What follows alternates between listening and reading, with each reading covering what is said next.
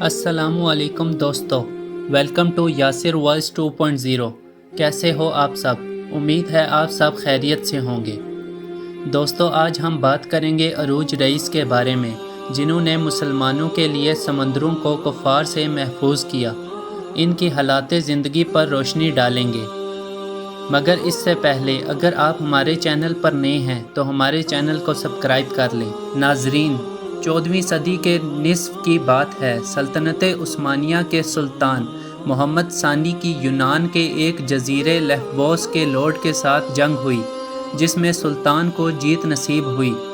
لیفبوس اب سلطنت عثمانیہ کا حصہ بن چکا تھا۔ سلطان نے لیفبوس کے ایک گاؤں بینوا کی سرداری اپنے ایک جانباز اور وفادار سپاہی یعقوب آغا کے حوالے کی۔ یعقوب آغا نے وہاں کی ایک مقامی عورت سے شادی کی۔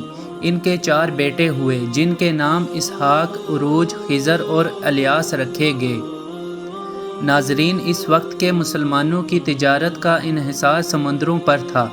مسلمانوں کے تجارتی بحری جہاز خلیج فارس سے لے کر بحر ہند سے ہوتے ہوئے چین اور جاپان تک کا سفر کرتے تھے۔ مسلمان زیادہ تر ہندوستان سے مسالہ جات اور دیگر سامان لاتے اور یورپین ممالک کے ساحلوں پر فروخت کرتے۔ تبھی بازنطینی، جو کہ مسلمانوں کے شروع دن سے دشمن تھے، مسلمانوں کے بحری جہازوں پر حملہ کرنا شروع ہو گئے۔ وہ مسلمانوں کے تجارتی سامان کو لوٹ لیتے، قتل و غارت کرتے یا پھر مسلمانوں کو قید کر لیتے۔ تاریخ دان لکھتے ہیں کہ یعقوب آغا ایک جنگجو اور سردار تو تھے ہی، اور اسی کے ساتھ ایک کامیاب تاجر بھی تھے۔ وہ مٹی کے برتن بناتے اور انہیں بحری جہازوں کی مدد سے مختلف ممالک میں فروخت کرتے، اور اس میں عروج رئیس اپنے والد کی مدد کرتے۔ انہی تجارتی قافلوں کی سربراہی کرنے سے عروج رئیس کو سمندری راستوں اور مختلف زبانوں پر عبور حاصل ہو گیا تھا۔ سمندری تجارت کے باعث عروج رئیس کا اکثر بحیرہ روم میں بازنطینیوں کے ساتھ آمنا سامنا ہو جاتا، اور ہمیشہ بازنطینیوں کو منہ کی کھانی پڑتی۔ بازنطینیوں کو بحیرہ روم میں عروج رئیس کا وجود کھٹکنے لگا تھا۔ آہستہ آہستہ سمندروں میں عروج رئیس کا نام بولنے لگا تھا۔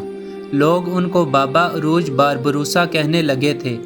ان کو باربروسا کہنے کی ایک وجہ ان کی سرخ داڑھی بھی تھی۔ جہاں بھی سمندر میں عیسائی مسلمانوں پر حملہ کرتے، بابا عروج وہاں جا کر ان لوگوں کی جان بچاتے۔ پھر ایک دن لبنان کے ایک شہر سے جب بابا عروج اور ان کے بھائی الیاس تجارت کر کے واپس آ رہے تھے تو ان پر عیسائیوں نے حملہ کیا، جس میں بابا عروج کے بھائی الیاس شہید ہو گئے، اور بابا عروج کو عیسائیوں نے بودرم کے ایک قلعے میں قید کر لیا۔ جب خضر کو بابا عروج کی قید کی خبر ملی تو انہوں نے اپنے بھائی کو آزاد کرانے کی کوشش شروع کر دی۔ آخر کار 3 سال کی انتھک محنت کے بعد بابا عروج کو عیسائیوں کی قید سے آزاد کرا لیا گیا۔ اس کے بعد دونوں بھائیوں نے مسلمانوں کو عیسائیوں کے ظلم سے بچانے کے لیے عیسائیوں کے خلاف کھلی اعلان جنگ کر دی۔ جتنا عرصہ بابا عروج قید میں رہے، بازنطینی مسلمان تاجروں پر حملہ کرتے اور ان کو اسپین کے عقوبت خانوں میں قید کرتے۔ ان کو زبردستی عیسائیت قبول کرائی جاتی۔ اس وقت کے عثمانیہ سلطنت کے سلطان سلیم اول نے مسلمانوں کو اس مشکل سے نکالنے کے لیے باربروسا برادرز سے رابطہ کیا اور ان قید مسلمانوں کو الجزائر کے ایک جزیرے میں منتقل کرنے کا کہا، جو کہ سلطنت عثمانیہ کا حصہ تھا۔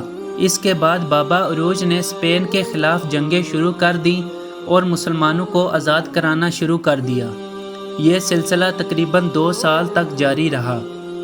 سلطان نے بابا عروج کو عثمانی بحری فوج کا چیف بنا دیا تھا۔ ناظرین، 1518 میں بابا عروج مسلمانوں کو اسپین سے آزاد کرا کر بحری جہاز میں الجزائر لے کر جا رہے تھے کہ پیچھے سے ایک عیسائی جہاز نے ان پر حملہ کر دیا۔ اس جنگ میں بابا عروج باربروسا شہید ہو گئے۔ ناظرین، بابا باربروسا تو شہید ہو گئے، لیکن ان کے بعد ان کے بھائی خضر باربروسا نے ان کا مشن جاری رکھا۔